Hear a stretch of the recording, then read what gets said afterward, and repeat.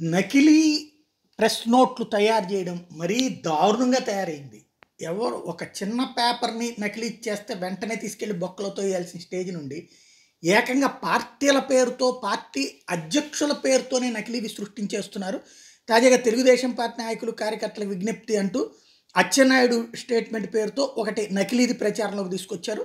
ఇది ఖచ్చితంగా నకిలీనే. ఎందుకంటే అదైతే బహిరంగంగా స్టేట్మెంట్ ఇస్తారు గానీ, ఇది చూస్తుంటేనే నకిలీదని అర్థమవుతుంది. తెలుగుదేశం పార్టీకి రానున్న సార్వత్రిక ఎన్నికలు ఎంతో కీలకమైన ఎన్నికలే రాష్ట్ర ప్రజల భవిష్యత్తు నిర్ణయిస్తాయి.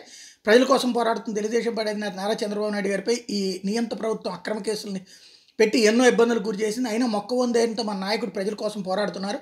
రాష్ట్రంలో ప్రజాప్రభుత్వాన్ని స్థాపించడమే తెలుగుదేశం పార్టీ. ఈ క్రమంలో పార్టీ అధిష్టానం పలు కీలక నిర్ణయాలు తీసుకుంది. ఇందులో భాగంగానే జనసేన పార్టీతో పొత్తును ప్రకటించడం జరిగింది. ప్రభుత్వ వ్యతిరేక ఓటు చీలకూడదన్న సదుద్దేశంతో పార్టీ జాతీయ అధ్యక్షులు నారా చంద్రబాబు నాయుడు గారు, జనసేన అధ్యక్షులు పవన్ కళ్యాణ్ గారు రాష్ట్ర భవిష్యత్తు కోసం ఈ నిర్ణయం తీసుకున్నారు.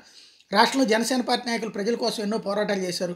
ప్రభుత్వ దుర్విధానాలపై నిరంతరం ప్రశ్నిస్తున్నారు. గతంతో పోల్చుకుంటే రాష్ట్రంలో జనసేన ఎంతో బలపడింది. కావున పొత్తులో భాగంగా తెలుగుదేశం 112 అసెంబ్లీ స్థానాలు, జనసేన 63 స్థానాల్లో పోటీ చేయాలని ఇరు పార్టీల అధిష్టానాలు నిర్ణయించడం జరిగింది. పార్టీ నాయకులు, కార్యకర్తల అభిమానులు ఈ నిర్ణయాన్ని గౌరవిస్తారని ఆశిస్తున్నాం. రానున్న ఎన్నికల్లో భారీ మెజార్టీతో తెలుగుదేశం గెలిపే లక్ష్యంగా ప్రతి ఒక్కరం పనిచేస్తాం. ఇది పక్కా ఫేక్. ఎందుకంటే ఇట్లాంటి కాన్సెప్ట్ అనేది ఎవరు కేవలం అంటే ఈ మొక్క చూశాక లేదు ఇవన్నీ ఫేక్ అని వాళ్ళు చెప్తారు కదా, అయితే ఏంటని వీళ్ళు అడగడానికి ఎదురు గేమ్ అనమాట.